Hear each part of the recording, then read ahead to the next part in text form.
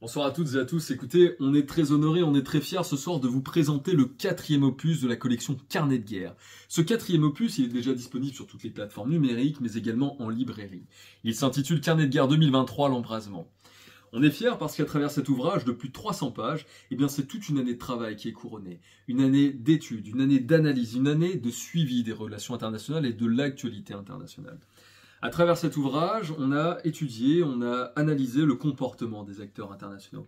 Les acteurs internationaux, ce sont ceux qui écrivent l'histoire d'aujourd'hui, présente, mais également qui dessinent le monde de demain, le monde dans lequel vous vivrez, le monde dans lequel vivront vos enfants et vos petits-enfants.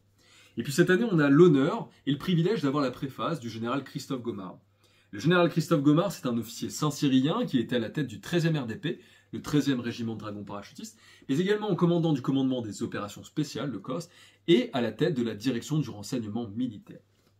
Carnet de guerre 2023, c'est un format inédit, c'est un format original. Pourquoi ?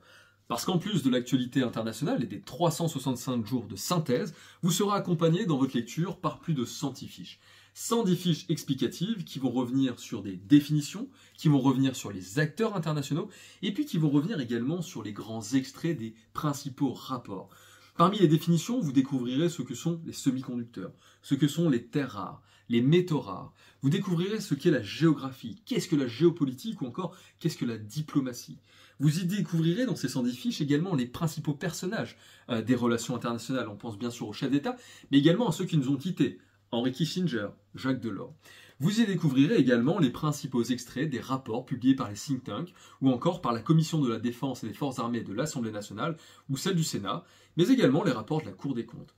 Enfin, parmi ces fiches, vous aurez les principales interventions des chefs d'État. Je pense à la conférence de Munich, je pense au discours d'Emmanuel Macron, je pense également à celui de Vladimir Poutine au lendemain du putsch de Prigojine. Vous y découvrirez également les principaux sommets, le G7, les BRICS, le forum de Davos, la conférence de Munich que j'évoquais à l'instant. Et puis à travers ces 110 fiches, vous aurez bien sûr un regard sur les principaux acteurs des relations internationales.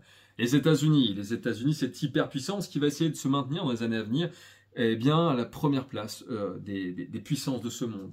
Ça passe par des investissements, je pense à l'Inflation Reduction Act, je pense au CHIPS Act. Ça passe par des investissements dans le spatial ou encore par la redéfinition des alliances. Souvenez-vous, la mise en place de ce sommet tripartite avec la Corée du Sud et avec le Japon. C'est également un regard sur la Chine. La Chine qui veut devenir la première puissance économique mondiale à l'aune de l'année 2030 et qui veut devenir la première puissance mondiale en 2049.